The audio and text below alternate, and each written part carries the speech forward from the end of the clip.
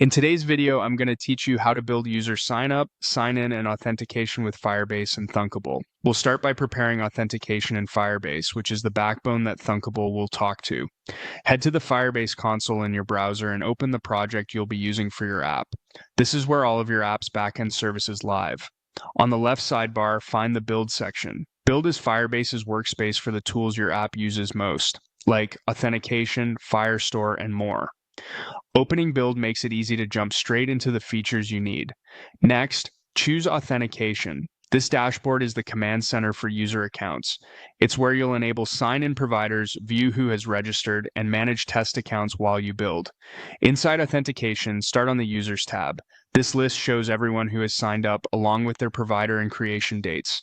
While developing, it's helpful to create a test account manually so you can verify your sign-up and sign-in flows without writing extra code first. Click Add User to open the dialog.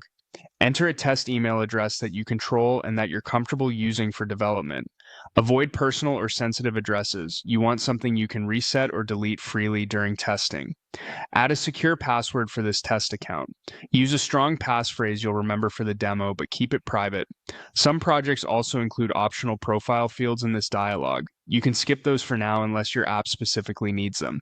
Confirm by selecting Add User. You should now see the new account appear in the Users list. This means Firebase can successfully create and store credentials, which is exactly what Thunkable will rely on when your app calls sign up and sign in actions. Before you switch back to your app, open the Sign In Method tab. This is where you enable the providers your app will allow. Make sure email password is turned on so your newly added test account can actually sign in.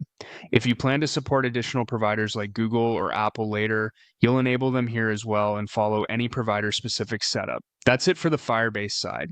You've opened the console, navigated to build, set up authentication, created a test user, and checked your sign-in methods. With this foundation in place, you're ready to connect Thunkable's authentication blocks to Firebase and test your sign-up and sign-in screens end to end.